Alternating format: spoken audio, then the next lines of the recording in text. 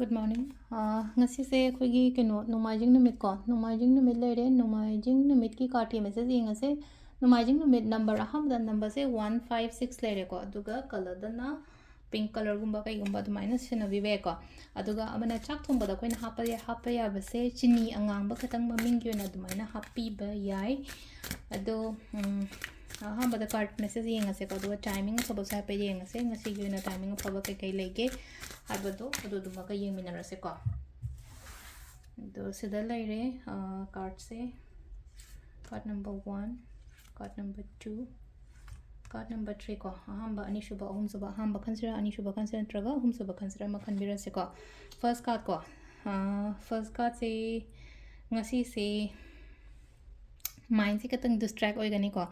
Mind katang distract when you can panghan the Kanbadomaka had it mana do torok padi mana adu mind to bira adi the mina can tor agadico a mind adu kanba oin overdo aduga a karamas like had it karasunga sulaico had it sulake no must start to gay aido kenoma start tausira natraga haurishira kanjana bagi the mind taraga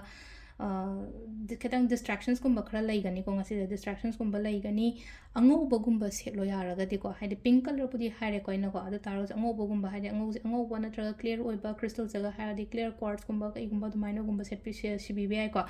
ado sida leire ko ahamba ise haide kitang wakhan je charang na bo khotpa adum bagi mong oina oibodo maka stable oidaba mind se ko aduga number 2 khanba ngai gi oina haragadi silesi yam nushinana laiba perfect day ko perfect day anoba thaba ma hobogi damakta anoba start oibo relationship oiro ama oiro ko amain tawraga leire ko aduga mina engonda kenoma khudong chaba gumba kai gumba pibirak pasu yai ko adudana hadi yamna mangan thokpa color gumba kai gumba dumaina sinabiu ko citrine gumba kai gumba dumaina use tawba yai crystals ta kai da haragana aduga last ki number 3 gi sina kamaina no high cancer day of completion sign like ko successful loi oibo thabai ngang to matam da aina na hangai hotna jagri ba tawgi ba khot ki mam do adugi aingonda mahei phangba matam oiba dumaina oina oiko yellow set pe yai ko yellow set pe yai adagi crystals na yellow crystals haraga di string gumba kai gumba dumaina sibi be ko sisena ko gi tarot card ki message le ko timing sina eu ki pung taru ka mini yang khaini pan dagi na pung 38 ga mini kun manga phang le ko adagi mu 12 ga mini yang khai mari deina pung 2 ga mini kun hundoi phang le re adagi pung 5 ga mini kun dagi na pung 8 ga mini yang khai hundoi phang le ko nungna nga theng bagi ahing nung yai gi na 12 ga mini yang khai manga deina pung 2 ga mini kun taru phang le nungalam dai gi na ahum ga mini yang khai tare tagina pung manga ga minute kuni pan phang le ko sisna khoi gi ngasi gi oina phaba timing ko